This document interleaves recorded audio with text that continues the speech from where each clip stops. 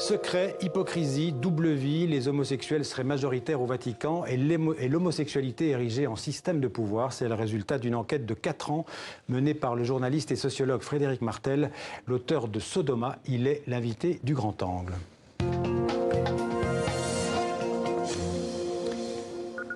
Bonjour Frédéric Martel.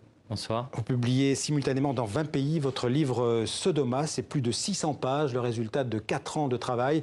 Une enquête où vous dévoilez l'omniprésence de l'homosexualité au cœur du Vatican, sans doute l'un des lieux de pouvoir les plus secrets au monde. Pour écrire ce livre, vous avez enquêté à Rome, mais aussi dans une trentaine de pays. Vous avez rencontré plus de 40 cardinaux, une cinquantaine d'évêques, des centaines de prêtres et de séminaristes. Combien, selon vous, Frédéric Martel, parmi tous ces ecclésiastiques seraient ou sont homosexuels? Par définition, vous savez, c'est difficile d'avancer des chiffres. Un prêtre que j'interroge parle de 80%. C'est son propos, c'est d'ailleurs pas le mien, c'est pas des chiffres que je reprends ni que je défends. En réalité, personne ne sait. Ce qui est intéressant, c'est qu'on a affaire, on est face à un système que j'appellerais une majorité silencieuse, qui comprend de nombreux aspects. On n'est pas face à, contrairement à ce que certains voudraient dire, c'est pas des backrooms et des orgies généralisées au Vatican. C'est d'ailleurs pas ce que je décris, même si ça a aussi existé et ce que je raconte dans le livre.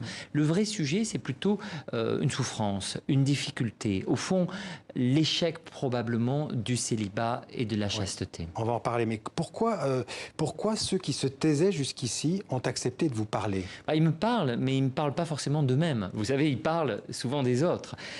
Interroger un cardinal ou un archevêque sur l'homosexualité de ses confrères, c'est facile, mais il parlera très rarement de lui-même. Sauf mes sources, notamment 27 prêtres, je dirais, non pas gays, mais explicitement gays avec moi, qui, eux, pour le coup, m'ont expliqué beaucoup plus, et leur vie et celle de cette grande communauté homosexuelle qu'est parfois le Vatican, et je dirais même que c'est une communauté peut-être plus homosexuelle que même aujourd'hui le quartier du Castro à San Francisco, quartier devenu beaucoup plus mixte. Emblématique de l'homosexualité.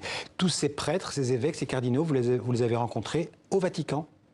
Non, j'ai vécu au Vatican dans plusieurs appartements, j'ai vécu dans des résidences du Vatican, mais j'ai aussi voyagé dans une trentaine de pays, vous l'avez rappelé, et dans ces pays, j'ai aussi rencontré les évêques, les cardinaux, et évidemment, dans un autre contexte, ils peuvent être beaucoup plus à l'aise de discuter. Mais vous savez, ils parlent rarement d'eux-mêmes.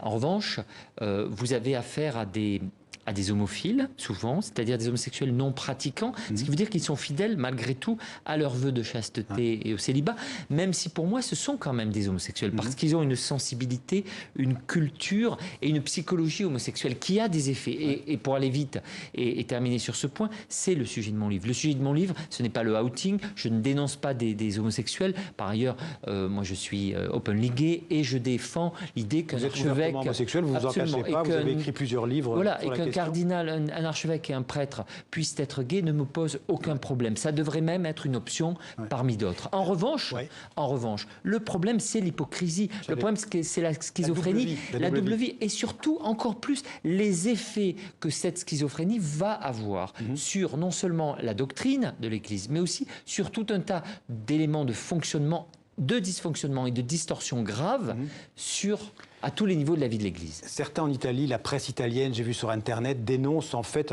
vous accusent d'avoir fait un pamphlet LGBT contre l'Église. Qu'est-ce que vous leur répondez à ces gens-là? Alors d'abord, vous avez...